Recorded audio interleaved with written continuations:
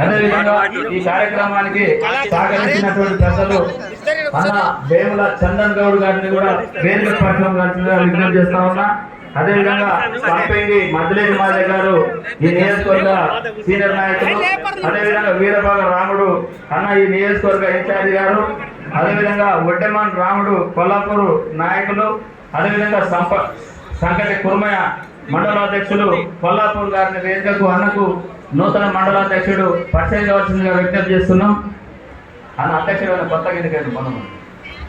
అదేవిధంగా శీలం అగ్రస్వామి కోడేరు మండలం నుంచి జిల్లా నాయకులు అన్నం పరిచయం కావాల్సిందిగా కోరుతా ఉన్నాం. చెల్లపాటి రాజమౌళి పెద్దకొత్తపల్లి నుంచి సీనియర్ నాయకులు అన్నగారిని కూడా వేదికకు పరిచయం కావాలని కోరుతా ఉన్నాం. అదేవిధంగా బంకల కుర్మయ్య పెద్దవల్లి మండలాధ్యక్షులు వేదికకు పరిచయం కావాలి. అదేవిధంగా ఎత్తం పరశురాముడు పెద్దపల్లిపల్లి మండల అధ్యక్షుల్ని పరిచయం కావాల్సిన విజ్ఞప్తి. అదేవిధంగా మీసాల నాగరాజు దీపంగన్న మండల అధ్యక్షులు అయిపోయింది.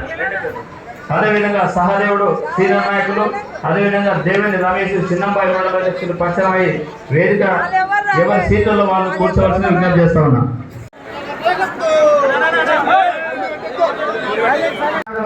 కోరుతున్నాం.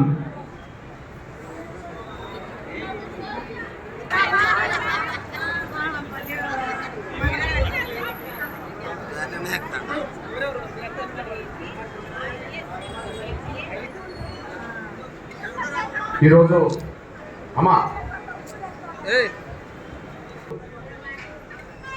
కొల్లాపూర్లో జరుగుతున్న నా వికలాంగుల వర్గాలు, వృద్ధులు, వితంతులు, ఒంటరి మహిళలతో పాటు చేయుత పరిధిలో పెన్షన్ మీద ఆధారపడే నా పేద వర్గాల సభకు అధ్యక్ష వచ్చిన తమ్ముడు కిరణ్ చారి గారికి, ఈ వేదిక మీద ఉండబడే నా సోదరులైన ప్రతి ఒక్కరికి, ఈ సభలో పాల్గొన్న వృద్ధులు, వితంతులు, ఒంటరి మహిళలతో పాటు పెన్షన్ కోసం ఎదురు చూసే పేద వర్గాల నా సోదరులైన ప్రతి ఒక్కరికి, మిమ్మల్ని ఇక్కడ సమీకరించడానికి గత వారం 10 రోజులుగా ఎంతో శ్రమించి ఈ సభను విజయవంతం చేస్తున్న నా ఎంఆర్పిఎస్, ఎంఎస్పి, ఎంఎస్ఎఫ్ సంబంధించిన అన్ని అనుబంధ విభాగాలకు సంబంధించిన నాయకులు, కార్యకర్తలందరికీ, ఈ సభా వివరాలను ఈ జిల్లా, రాష్ట్ర, దేశవాసులకు తెలియచేయడానికి వచ్చిన పాత్రికేయ, ఎలక్ట్రానిక్ మీడియా మిత్రులందరికీ, ప్రతి ఒక్కరికి ముందుగా నా హృదయపూర్వక నమస్కారాలు తెలియజేస్తున్నాను. పాత్రికేయ మిత్రులారా, ప్లీజ్ అమ్మా ఒక అర్ధ గంటలో నేను మళ్ళీ తొందరగా వేరే జిల్లాకి వెళ్ళేది ఉన్నది.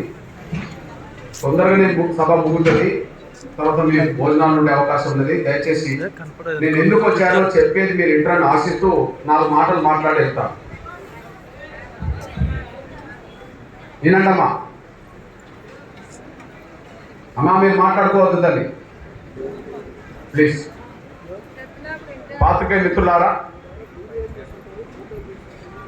ఈ రాష్ట్రంలో ప్లీజ్